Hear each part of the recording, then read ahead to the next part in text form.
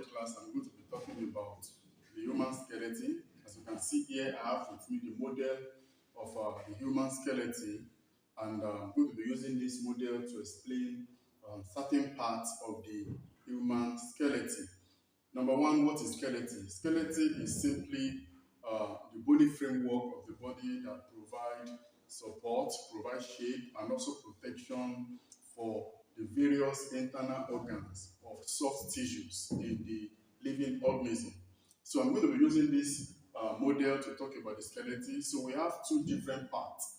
The skeleton of a human is divided basically into two. The first part is the ischial skeleton, which is made up of the skull, the vertebral column, and then the rib cage. Okay, and then the other part, which is made up of the other part, which is called the appendicular skeleton, which is made up of the pectoral girdle, the pelvic girdle, and also the forelimb and the hind limb. Okay, so I said the first one is the facial skeleton, and then the second one is the appendicular skeleton. So I'm going to be starting with the first one, which I call the ischial skeleton. So the ischial skeleton, like I said, is made up of the skull. Then you have the vertebral column, or you call it the backbone. Okay, and then you have the rib cage. Okay, that help in protection of the internal organs, talking about the lungs, the heart, and other soft tissues. First one, like I said, is the ischial skeleton, and it's made up of the skull, okay, or you can refer to it as the brain box or the cranium. So the cranium is made up of several flat bones that are connected by a suture joint or suture line. Okay, a suture joint is a kind of immovable joint, that helps to connect the several flat bones that are made up of the cranium. So you have the frontal bone, you have the parietal bone, you have the temporal bone, and then you have the occipital bone. So those are the bones of the cranium, and they are all connected or joined together by the suture joint or suture line. Okay, so you also have the facial bone, which is made up of the socket, the nasal cavity or the nasal bone, and then you have the upper jaw and lower jaw that also help to protect the teeth, protect the tongue. Okay, so those are the various parts of the skull, which is one of the major parts of the ischial skeleton. So the next is the vertebral column, which is also referred to as the backbone. It's actually a central supporting system for the human body, or the body of the organism that possesses it. Okay, so it's divided into 5 types of bones, and they are all 33 bones in number.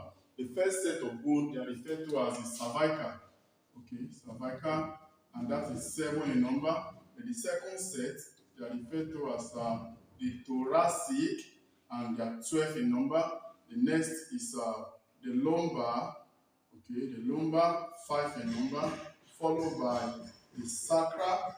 The sacral also 5 in number, and then lastly you have the caudal.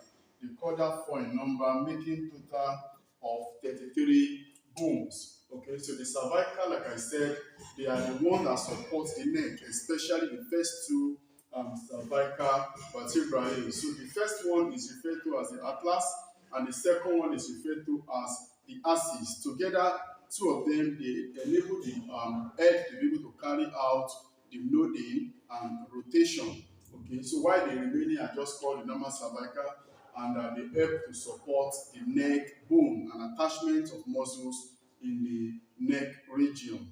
The next is the thoracic. The thoracic is usually 12 in number, like I said earlier, and they actually allow articulation to the ribs. They allow the ribs to articulate with the sternum. The sternum is the bone you have in the front here, which we call the breastbone. Okay, and then you have the ribs articulating with the what?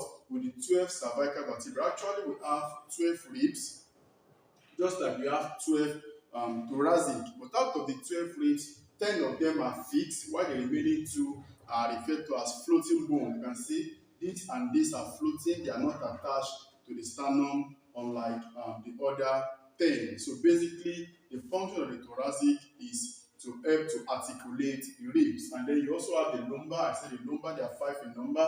Just immediately after this, the thoracic, you have the lumbar. And the lumbar vertebra just below the thoracic, they help in the attachment of the abdominal muscles. There are muscles around the abdomen, and that's the function of the lumbar. There are 5 in number.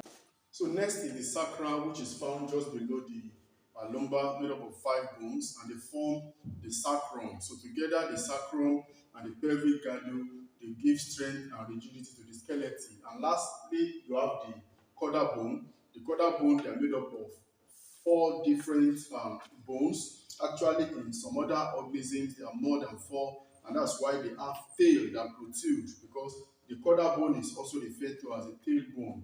For example, in organisms like dog or cat, there are much more, could be up to 40 or 25, and that's why they have a protruding tail.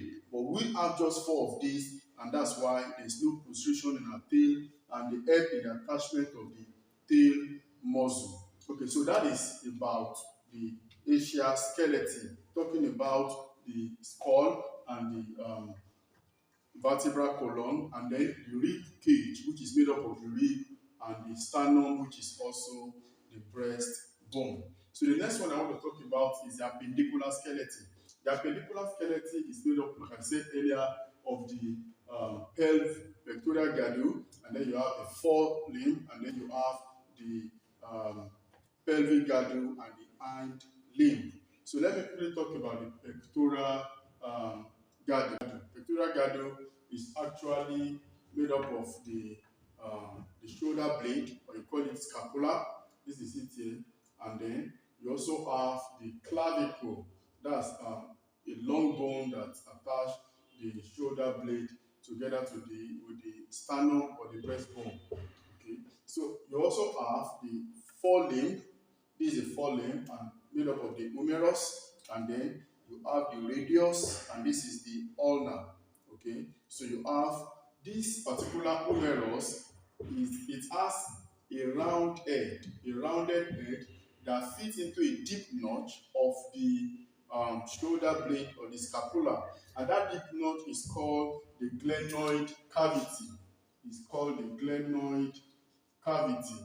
Okay, so that is where, or that is, it allows for articulation of the head of the humerus. Okay, so, and like I said, here you have the radius attached directly to the kappa, and then you have the ulna also attaching directly to the humerus. So you have the bones of the ends. You have the kappa, you have the metacarpa, and then you have the phalanges. Okay, so that is for the forelimb. And then you come back now to the pelvic girdle. The pelvic girdle, I said earlier, in conjunction with the sacral, they provide strength and rigidity for the entire skeleton. But then you have the forelimb. Here in the forelimb, you have the femur, which is the longest bone in the body of the skeleton.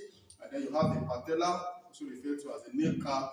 You have the tibia, and then you have the fibula. The tibia is a thicker bone, and then the fibula is just behind it. And then you have the tarsa, and then you have the metatarsa, and then the phalanges. Okay, so just like you have the glenoid cavity here, providing articulation for the head of the humerus, you also have a cavity here, which is also referred to as a acetabulum. You call that acetabulum. And the acetabulum provides articulation for the head of the femur, the round head of the femur, so that there could be free rotation. Now I'm going to be talking about joint.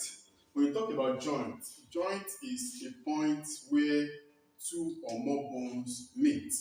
Okay, and we have 2 types of joints. The first type of joint is referred to as immovable joint. At such points, you have 2 or more bones meet, but they don't move. Example is the joint you have in the cranium, okay, of the skull, where you have the frontal lobe, the frontal bone, the parietal bone, the occipital bone, and the temporal bone. They meet, but they don't move. That's a movable type of joint. The other type of joint is movable joint. And movable joint, you have about 4 types. Number one, you have the pivot joint. You have the pivot joint. Okay. Number two, you have the ball. You have the ball and socket joint. And then number three, you have the hinge joint. Okay. And number four, you have the gliding. Okay. Or you call it sliding uh, joint. So the pivot joint is a type of joint that exists between two bones, like the bones of the atlas and the axis, which permit rotation of the head or nodding of the head. That is the ability of the head to either say yes in nodding, affirmation, or to say no, that's rotation. So it is a pivot joint, and that's present between the atlas and the axis. Number two is a ball and socket joint. You have ball and socket joints at the shoulder. Okay, I told you earlier that you have glenoid cavity that allow for articulation of the head of the ball, the head of the humerus. Okay, and that is a kind of ball and socket joint because it permits rotation in all directions. That's why you have some people, they are able to twist their hand because ball and socket joints permit rotation in all directions. You also have it here at the between the femur and the acetabulum. It also permits rotation in all directions. It's also a ball and socket joint. The idea is the head of the femur looks like a ball and it fits into a socket that is called acetabulum. Next is the hinge joint, and the hinge joint is found between the bones of the humerus and the ulnar radius. Okay, and they also permit rotation in one direction. Okay, you can see this way you have the hinge joint. You have it in the elbow, and then you also have it in the knee. Okay, and you also have it in the fingers. Okay, in the fingers. So the last type of joint is gliding or sliding joint, and that is present in the wrist. Okay, the wrist or the ankle. And the idea is that it simply helps to slide or glide over the what? Over the radius here, or over the bones of the lower limb over here. So those are the 4 types of movable joints that we have.